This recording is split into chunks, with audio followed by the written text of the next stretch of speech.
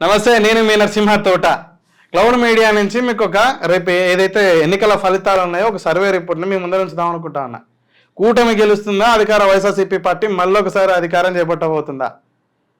Cloud media చేసినటువంటి survey మీ ముందర ఉంచబోతా ఉన్నా. చాలా ఎగ్జిట్ పోల్స్ వచ్చాయి, చాలా సర్వే సంస్థలు తెలియపరిచాయి. మా క్లౌడ్ మీడియా నుంచి, అలాగే అసోసియేట్ అయినటువంటి శ్రీ మీడియా ఇజం నుంచి కూడా మేము ఒక చిన్నపాటి సర్వేని చేయడం జరిగింది మా టీంతో. 13 జిల్లాలు, ఉమ్మడి 13 జిల్లాలు తిరిగి మాకు వచ్చినటువంటి ఫీడ్బ్యాక్ ఏంటంటే, మా టీం వెళ్ళినప్పుడు ఆంధ్రప్రదేశ్లో ఉన్నటువంటి 13 జిల్లాకు సంబంధించినటువంటి ప్రజలు, నియోజకవర్గంలో 5 మండలాలు ఉంటే 5 మండలాలకు కూడా మా టీం వెళ్ళడం జరిగింది. 5 మండలాలకు కూడా మా టీం వెళ్ళడం జరిగింది.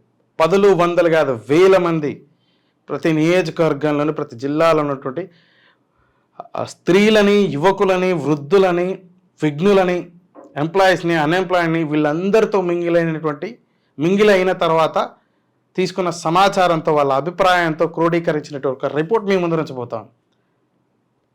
కూటమి అధికారంలోకి రాబోతుంది అని చెప్పేసి చాలా సర్వే సంస్థలు చెప్పుకోవడం జరిగింది.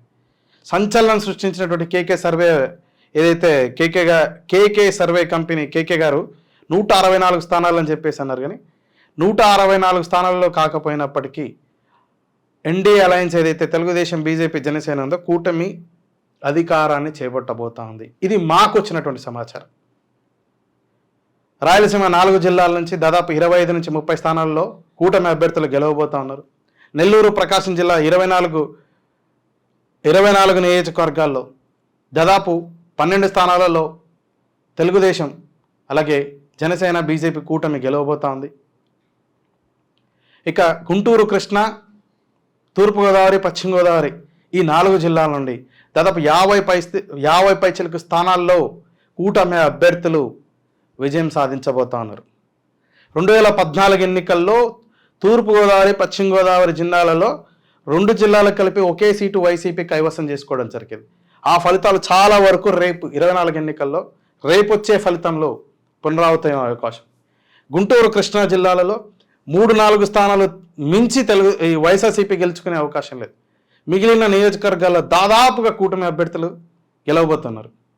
ఇక్కడే కూటమి గెలుపు ఖాయమైపోయింది. 50 పైచిలకు స్థానాలలో 4 జిల్లాల నుంచి కూటమి అభ్యర్థులు గెలవబోతుండగా, రాయలసీమ నుంచి 25 నుంచి 30 స్థానాలు, లీస్ట్ 25 వేసుకున్న 75 స్థానాలు ఇక్కడే వచ్చాయి. నెల్లూరు, ప్రకాశం జిల్లా నుంచి 12 స్థానాలు, 75, 12 ఎంత, 87. ఇక్కడే దాదాపుగా కూటమి విజయం ఖరారైపోయింది.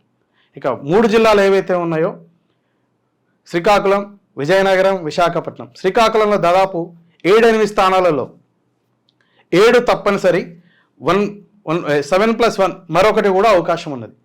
విజయనగరంలో 4 నుంచి 5 స్థానాలలో తెలుగుదేశం గెలుపు ఖాయం. ఇక విశాఖపట్నానికి వచ్చేసరికి ఇక్కడ అధికార పార్టీ వైఎస్ఆర్సీపీకి క్యాపిటల్ అక్కడ తరలింపు అని చెప్పేసి స్టీల్ ప్లాంట్ ఇతర కారణాల చేత ఎక్కువ సీట్లు తీసుకునే అవకాశం ఉంది. ఇక్కడ కూడా ఒక 3-4 స్థానాలలో. సో ఈ 3 జిల్లాలకు కలుపుకొని కూడా దాదాపు 15 స్థానాలలో కూటమి గెలవబోతుంది అని చెప్పేసి మా టీం వెళ్ళినప్పుడు అక్కడి ప్రజలు అభిప్రాయంతో మేము క్రోడీకరించినటువంటి ఒక రిపోర్ట్ ఇది. సో 100కు తగ్గకోకుండా దాదాపు ఇంచుమించు 110 సీట్లతో రేపు ఎన్డీఏ కూటమి ఏదైతే ఉందో, తెలుగుదేశం, జనసేన, బీజేపీ అధికారాన్ని చేపట్టబోతా ఉన్నారు. 2024 కూటమి, 2024 ఎన్నికల ఫలితాల అనంతరం ఈ కూటమే ఆంధ్రప్రదేశ్లో ప్రభుత్వాన్ని ఫామ్ చేయబోతోంది అని మా సర్వే రిపోర్ట్ మీ ముందర ఉంచడం జరుగుతుంది.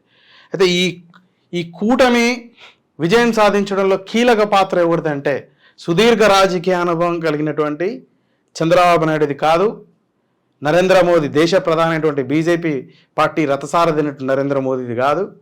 ఆంధ్రప్రదేశ్లో కూటమి అధికారంలో ఉండడానికి ప్రధాన కారణం కింగ్ మేకర్ పవన్ కళ్యాణ్.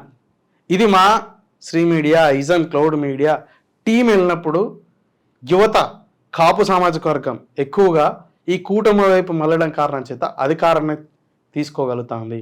దానికి ప్రధాన కారకుడు పవన్ కళ్యాణ్ గారు. సో రేపు కూటమి అధికారం చేపడుతుంది అంటే పవన్ కళ్యాణ్ గారు కారణం. నమస్కారం.